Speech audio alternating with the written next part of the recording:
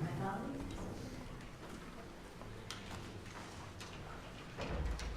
Morning. Last evening we returned from a very important congressional delegation.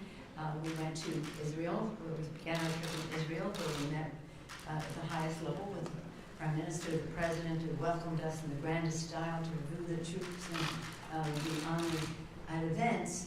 But a really important part were our conversations about our unanimous view within our hotel of support for the two-state solution. When we met with the Palestinian government under the leadership of the People's Palestinian Authority and the leadership of President Abbas, we delivered the same message, a message of peace and two-state solution. We went on to Munich, of course. When we planned this trip, it was not a trip that was planned in the backdrop of an imminent invasion of Ukraine. That became obviously the centerpiece of the Munich Security Conference. Many of us have gone to that conference over the years to talk about security, economy, and how that relates to security, and governance, and how that relates to security. In fact, those three things, security, economy, and governance, are the purpose of any foreign travel of members of Congress. The Munich conference, it gives us a distilled way to see so many leaders from so many countries on those subjects. And at this time, of course, the focus was Ukraine. We had more than one delegation, but around 40 members of Congress, House and Senate, Democrats and Republicans, all united in our support for the transatlantic alliance, NATO, all of us united in being there to remove all doubt in Putin or anyone else's mind that we were acting as one. And of course, that would have been our message with or without Ukraine. Ukraine made it even more so, because now we're talking about sanctions and the rest. We are very proud of our Vice President our President whose leadership has been outstanding, and the message was delivered to the conference by the Vice President. It was well received, it was unifying, it was firm in terms of how we would work together for sanctions should there be an invasion of Ukraine. What I just want to say as a sideline to my colleagues is that I was so pleased with how many women who were there were leaders in national security. When you're at this, the dynamic is people come up to you. We have all kinds of bilateral meetings planned. We met with the new Chancellor of Germany, we met with the head of the EU, the head of the NATO, the mayor of Kyiv. We met with very high-level bilateral meetings. But as you're there, others approach. And for example, the president of Moldova is a woman, and she expressed concern to me that the Russian propaganda was having an impact there, where people were making a case that they had to go into Ukraine because Ukraine had done this, that, or the other thing. The president of Kosovo, a woman, told me that the Russians were successful in having some Serbians on the border put forth a Russian message. Both the foreign minister and the defense minister of Canada are women. We share some thoughts about what's going on in Canada right now. The foreign minister of Germany is spectacular, a woman, and she was here recently, and so we renewed that friendship there, as well as meeting before we left with the foreign secretary of the UK. I would just say that because there's a lot of informal contact that reinforces, first of all, the need. I think the one thing that we all agreed upon, the attack on the Ukraine by the Russians is an attack on democracy, an attack on democracy. And our final visit was to the UK. We met with Boris Johnson, but our host was the Speaker of the House of Commons, with a great welcome to the House of Commons, which is unusual, they tell me, and then a formal luncheon where we could interact with members of parliament of all levels and all parties. Well, they don't have that many parties, but the fact is they were very united. Every place we went, the people were united in opposition to what was happening, of course, in Ukraine, but more importantly, in what we needed to do about that. You know, we talk traditionally about the issues of security, economy, and governance. In recent years, of course, the climate issue is an issue in all of those categories, and so is COVID. So that was part of our conversation. We did meet with the head of the World Health Organization and got up to date on how we saw things globally. And again, in every place we went, that the COVID challenge is part of our discussion. So it was intensely busy, and we were magnificently served. You've seen the list of members. They are mostly from our security committees: Adam Schiff, Intelligence; Adam Smith, Armed Services; Ted Deutsch, Foreign Affairs; Barbara Lee, Well, let me come back to Barbara and Lady McCollum; Jim Himes, Intelligence; Bill Keating, Foreign Affairs and Armed Services; Sean Patrick Maloney, Intelligence; Eric Swalwell, Intelligence and Homeland Security; Rima Gallego, Armed Services; Seth Moulton, Armed Services; Ro Khanna, Armed Services; Andy Kim, Armed Services and Foreign Policy. But when you're having these discussions, that really is to the Appropriations Committee. And Betty McCollum, the chair of the Defense Subcommittee, was really a very important participant in the conversations about our support for the defense of Ukraine, and Barbara Lee, in terms of her committee, the Foreign Ops, State Foreign Ops Committee, in terms of, well, she'll talk about it, but she was in great demand because of whether it was about refugees or whether it was about humanitarian assistance or whether it was about the loan guarantees, and the list goes on.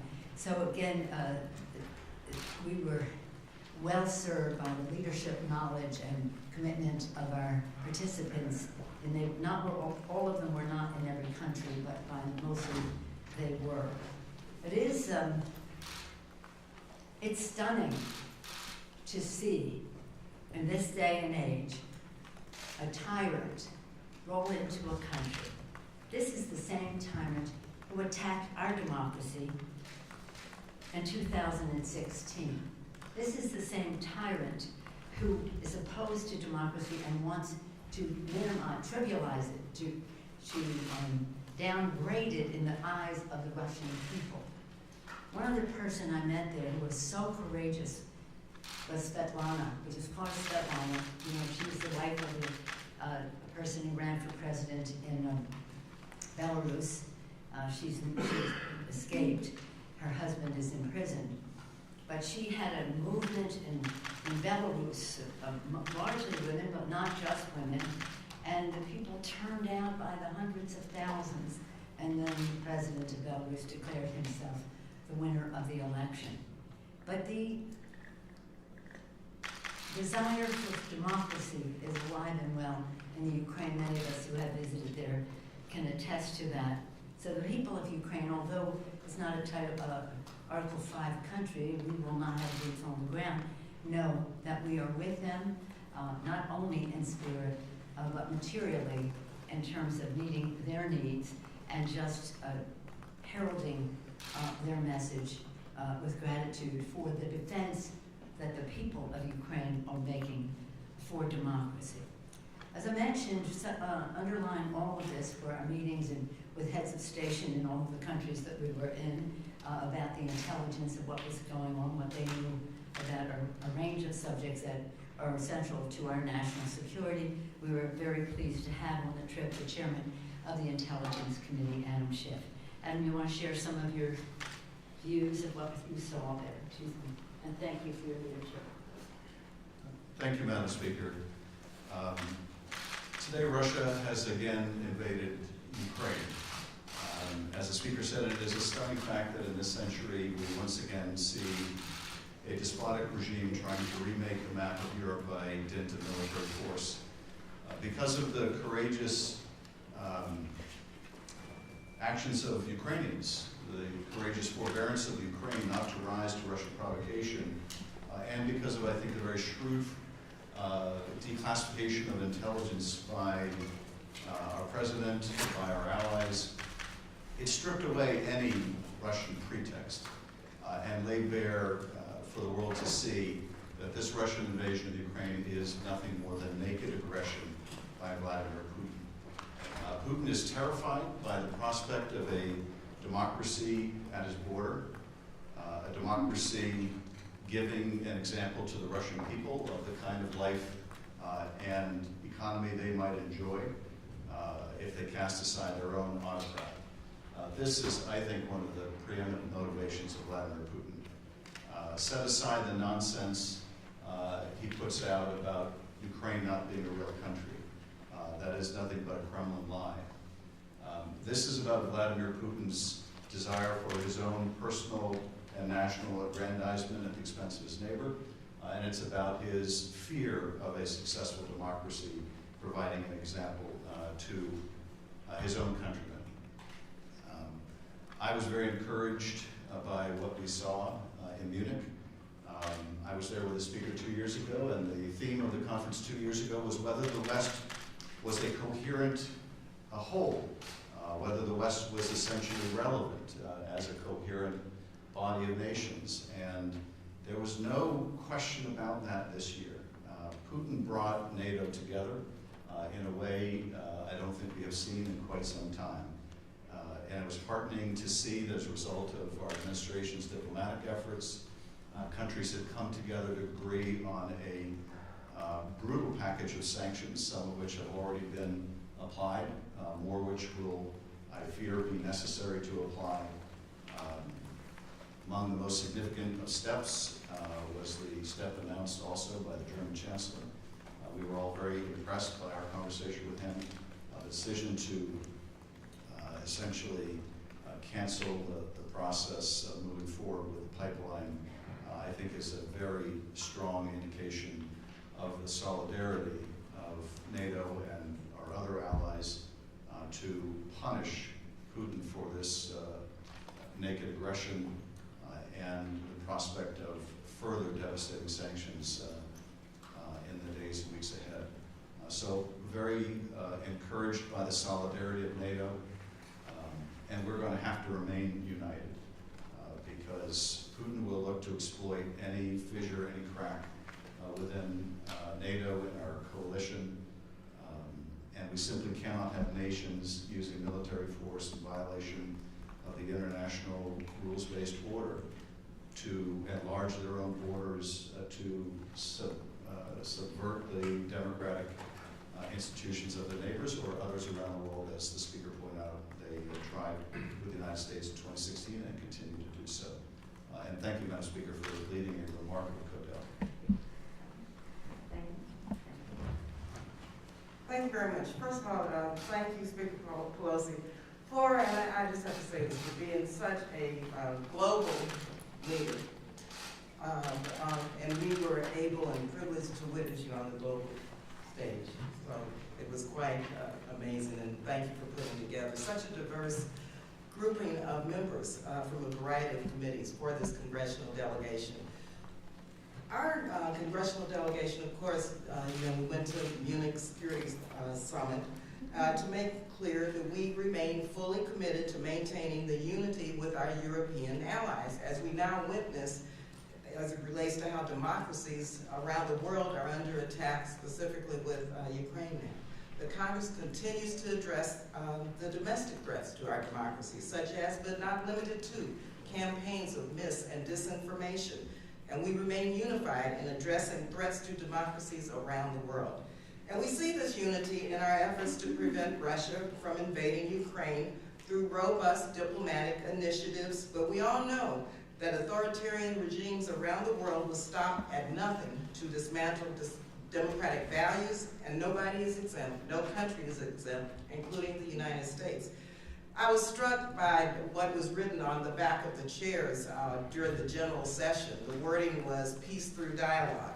All of our European allies embraced that notion throughout the entire conference.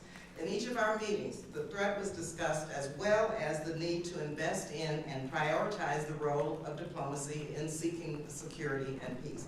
Vice President Harris and Secretary Blinken both underscored the fact that they have engaged in robust diplomatic initiatives and that democracy remains the essential defense against accelerating forces of autocracy and illiberalism around the world. And that's why defending democracy both at home and abroad must be an urgent national security priority. Madam Speaker mentioned the fact that I do chair the House Appropriations Subcommittee on State and Foreign Operations, which oversees many of the resources to assist the Ukrainian people through this crisis. This includes economic assistance to Ukraine, including loan guarantees. Economic assistance would come through the economic support accounts or for Europe, Eurasia, and Central Asia. Those are the accounts they would come through. Without getting in too many of the weeds, I wanted to just mention that because it's an effort that we're looking at now in terms of our funding. Also, it includes humanitarian funds, including funding for refugees, God forbid, and for those internally displaced by conflict. The administration has committed to us that in the event of conflict, there is a need over the next 12 months of at least $1 billion for humanitarian needs. And so I support the efforts of the administration also to bolster Ukraine's economy, including the proposed $1 billion in loan guarantees to continue with Ukraine's economic reforms. The SFOPS bill for years has carried authorities for the administration to provide loan guarantees for select countries, including Ukraine. In fiscal 22, the House passed SFOPS bill again and carries this important authority. Also, in terms of addition to our meetings on global security, Madam Speaker mentioned the meeting with the Secretary General of the World Health Organization to discuss our next steps in addressing the global crisis pandemic. And as we speak, we're attempting to negotiate now an increase in terms of our global investment to address the COVID crisis. Of course, our subcommittee oversees the COVID-19 response, and we all know that we're not safe at home until everyone is safe abroad. That's why we must invest in resources for low-income countries to distribute vaccines, access testing, care, and health infrastructure to keep people safe across the globe. And so yes, this was an incredible, productive delegation, and I want to thank Speaker Pelosi once again for organizing it in such an impressive manner with such an impressive team. Thank you again, Speaker Pelosi. Vladimir Putin has invaded Ukraine, and it is now upon all of us as global democracies to unite and make sure that he fails. Like a boa constructor, he has encircled the country essentially with troops on nearly all sides. But what we saw on this trip was that united through sanctions, travel restrictions, blocking a pipeline, that we can be a bigger boa constrictor that puts pressure on Putin and makes sure that he fails. We also saw on center stage that U.S. leadership in Europe with NATO is back. And it was truly a privilege to see the way that our speaker was received in Israel at the security conference where she spoke and was a panelist, and in the United Kingdom. Also, we saw Secretary Blinken and Vice President Harris address the security conference to show our resolve, our leadership on the world stage, to first seek diplomacy, and then once that has failed through Russia's actions, to unite the world, not just within Europe, but we're seeing alliances outside of Europe seek to make sure that Vladimir Putin fails. And we will continue to do that, and we must also here at home build a sentiment among the American people that they understand why it's so important that we hold Russia accountable. But I was also struck when we met with the labor leader in London, and we met with the Prime Minister in London, that they were absolutely aligned in making sure that Putin failed, despite all of their differences within the country. And there are a lot of differences there, just as there are differences here. In contrast to what we have seen here at home, the two parties there are aligned, and that must also be the case here in America. finally, there are a lot of experiences I'll never forget on this trip, but one evening, Congressman Gallego and Moulton and I shared a meal with a young member of the Ukrainian Rada. She told us that at a young age, she ran for her parliament, believed in her country, joined President Zelensky's party, and wanted to make sure that what had happened in 2014 would not happen again. The three of us, who had also at one point in our careers been young public servants, certainly saw ourselves in her and told her that we will go home and make sure that our constituents see themselves in Ukrainians. And you can't help but talk to somebody who still believes that their country has a right to sovereignty and ask the question, what is our democracy worth if we're not able and willing to stand against an invasion of another democracy? And that was what was on display in every country that we went to. And now, here at home, that's the leadership we must show to unite ourselves as a country and also to unite our alliances across the code. Thank you. Thank you very much. I know that you all had individual meetings with some people who are very courageous within Ukraine, still fighting for democracy there. What was interesting was to see the heads of state with whom we had interactions as well, of countries, newer members of NATO, and the concern that they have what's next for Putin if he were to be successful in the Ukraine. I had the privilege of sitting next to the President of Latvia for most of the plenary sessions, and that others there were very concerned about what would be next. I would give some of you to some of the leadership of well, if you look at the map and you see Hungary, and you see how it is encircled, Russia, Belarus, Crimea, which they have taken over but have, it's still a danger now to Ukraine. And then you see Poland and Romania and all of those countries just abutting that's Russian influence. A lot of people talked about Sudetenland and how this resembled something that people thought, well, it's just that, and it isn't just that.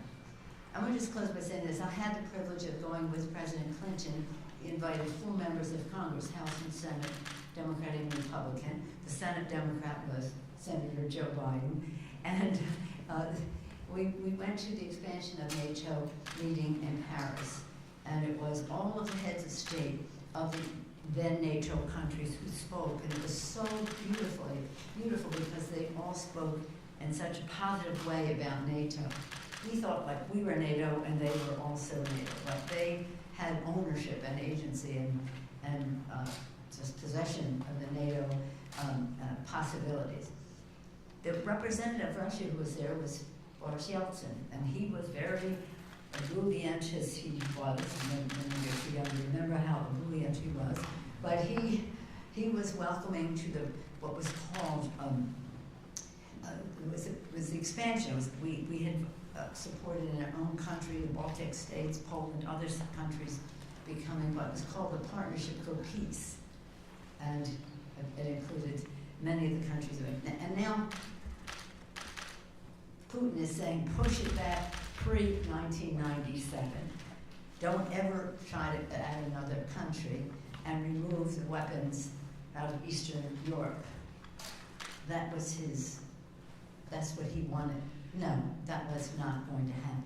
So as Barbara, as all of our colleagues have mentioned, diplomacy, diplomacy, diplomacy. Diplomacy deterrence, diplomacy to stop what is going on should he see the light at some point. Diplomacy is always first and foremost our path to peace. Any questions on this subject? Yes, ma'am. Do you think the president's sanctions went far enough? Because at the outset there were some, even his closest allies, that felt that he could have issued harsher sanctions. Senator Chris Coons comes to mind. And then following up on that, there's a group of lawmakers from both sides of the aisle that are calling on the president to respect Congress's war authorities. Do you support that as well? I certainly support that, but I don't think those two things are related. Okay. The fact is, the President of the United States, by executive order, has the power to exercise to impose the sanctions. We understand this. We are not in this alone. the beauty of it all is that it is a unified effort of our NATO allies, which, and of course, U.S. and Canada from this side of the Atlantic and on the others. The steps that the president is taking are appropriate. The Europeans feel the pain more than we do of sanctions. It is not without any collateral impact in their countries when you do. What we heard from the, shall we say, the head of the EU, the president of the EU Commission, was that they're into diversification in terms of their energy, meeting their energy needs and the rest, so they're not as dependent, but it will have an impact in the beginning. I think the president has full knowledge of what impact these sanctions will have and is fully ready to go all the way with it. And that's something that we have done together. I'm going to have Barbara Lee speak about the authorization of the use of military force, because this is something she's been a champion on for her entire service in the Congress. That's a different subject as to whether the president can impose sanctions, as to whether he can go to war. Barbara? Thank you, Madam Speaker. Yes, I did sign the letter that Congressman Peter DeFazio was one of the leaders in that. And in fact, the president has indicated over and over and over again that in no way does he intend to allow or insert ground troops in this. With the increase in tensions, we signed the letter and wrote the letter because we want to make sure that Water Powers Act is complied with, and that the public understands that the president means what he says, because he's not going to insert ground troops into this possible incursion. Stand up. We've been trying to do this for a while, and one of the challenges that we face is coming to agreement on what is the scope, what would the president be allowed to do, what is the scope, what is the geography, what is the timetable of it all, and frequently that has been, shall we say, controversial. Can I have another topic, if that's okay? No, we're staying on security. Why was it a good idea for the Biden administration not to impose pre-invasion sanctions on Russia and to deter Russia from taking this action? If I sound repetitive, it's because I am. This is a unified effort by our allies in the NATO alliance, and what was proposed was what was agreed to in terms of timing. There are, arguments about you go in. Well, what's the leverage once they go in, about how you exercise that? But the fact is, he is in, and we all have sanctions, and they will be swift, and they will be severe, and they will pay. There will be a price to pay for Vladimir Putin. In terms of what this is. So it's no use debating what could have happened before we went in. It is, remember, we're doing this together. Remember what I said about the impact on other countries. Remember also that there is a big argument that says once you go in, then the sanctions go forward, as opposed to the other side of it. Everything's in debate. But this was something that had broad support in the alliance. Was the alliance incorrect? Did the alliance make the wrong judgment? No, they didn't. I don't even. How can the alliance make the wrong judgment when the process is about unity? It's about unity. And I think that, frankly, you're wasting your time on something that is after the fact. The fact is, the countries came together and said, this is how we will go there. Some countries had to take a little longer to get to that place because of the exposure they have from sanctions or the process they have politically in their countries. But the fact is, if you have a unified approach, why would you depart from that? To your question, I think the administration handled this, given the Russian intentions, as well as it could be handled. They telegraphed in advance the punitive sanctions that would be applied if Russia invaded. I think it made sense not to enforce those sanctions before Russia invaded. If you do that, then Russia loses its disincentive. It figures, well, we've already been sanctioned, we might as well go forward. It, as I mentioned before, declassified intelligence to defang any Russian pretext. It moved NATO assets closer to Russia, made it clear to Russia that if they invaded, it wouldn't drive NATO away, it would actually bring NATO closer to Russia.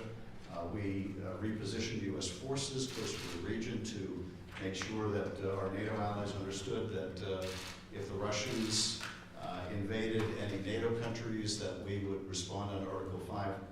So I think the administration did everything it could do. But as the President made clear from the very beginning, if Putin has made the decision to go forward, none of this may stop him from invading. And as indeed the days closed in on this week, the President made it even more clear that it was our understanding that Putin had decided to go forward. Now I think it's our obligation to make sure that we remain aligned with our allies, that we continue to raise the costs on Russia of any of its invasion of Ukraine, any further invasion of Ukraine. But I think the President made it clear that he was going to do everything possible diplomatically through deterrence, and that's all you can do. If you've got a dictator like Putin who amasses 100,000 to 200,000 troops on the border of a much smaller, much weaker country, and is determined to invade, then short of going to war with Russia, embarking on this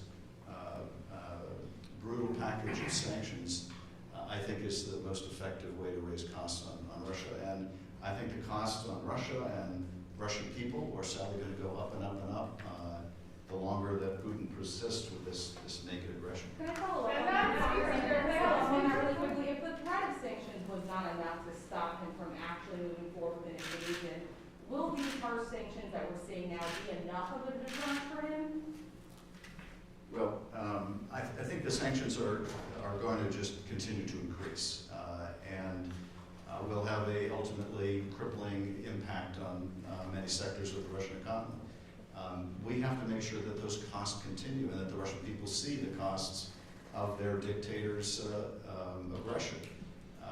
And we also need to continue, and this is the other thing I think the administration has done very importantly, and that is we need to continue to support Ukraine's ability to defend itself. And we have provided substantial military support. That support is going to continue. I think the British Foreign Secretary indicated that Britain intends to also provide that kind of support. I think she's made that public. And so we have to do everything possible to help the Ukrainians defend themselves, but also raise the costs on Putin for this kind of aggression. And I think that this is exactly the right approach. But I would just say that you haven't seen the depth of these sanctions yet. Putin is probably the richest man in the world. He has these palatial residences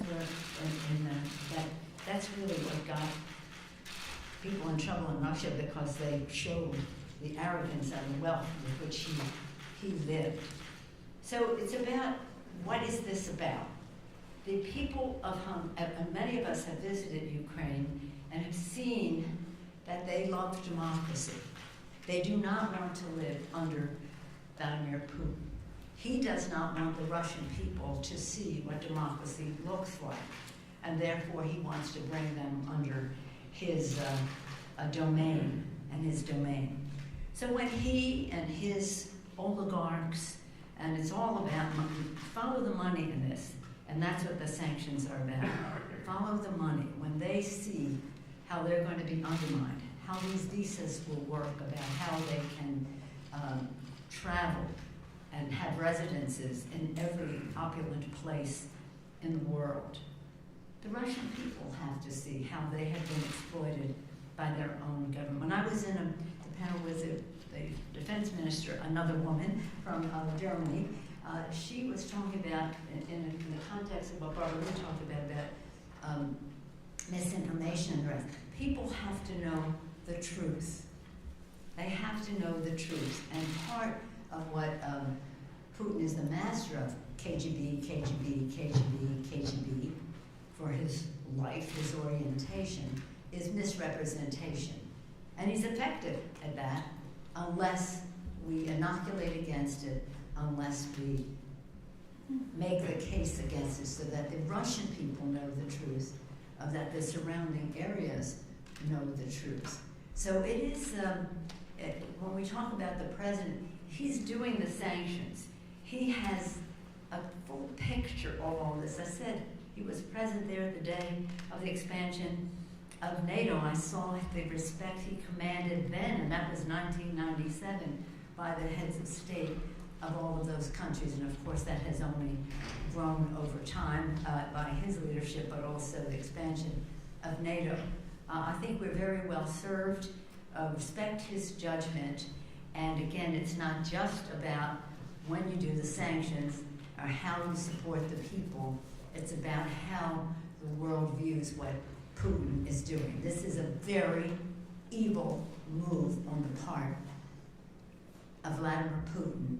He's a KGB guy who happens to be probably the richest man in the world because of his exploitation of his own people that he doesn't want them to know about, and uses excuses like, it's changed. Every time you hear him say, well, they're part of us, that's who we are, they should be us. Now they're saying, well, we have to go in because they want to be part of NATO.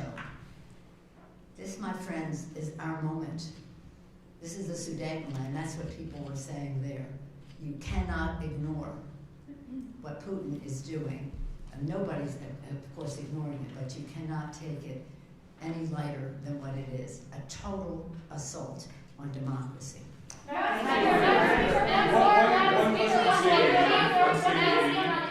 On State of the Union, you had pretty unique security challenges through the last couple State of the Unions. We had insurrection, COVID. This year there's talk of these trucker protests. Are you confident in the security of the Capitol ahead of the State of the Union this year? Well, again, this is in the realm of the police. It's my understanding when we arrived here last night that the chief of police had called for the National Guard to be present leading up to and around the time of the State of the Union, that they have a good handle on what the expectation is. Some of it won't even come until after the State of the Union, but no, I feel confident. Now, I don't have, people said, oh, don't let them put up a fence. That's not my call. That's a security call, and that's the call of the sergeants at arms and the chief of police. Thank you all very much. Thank you. Do you have any closing statements?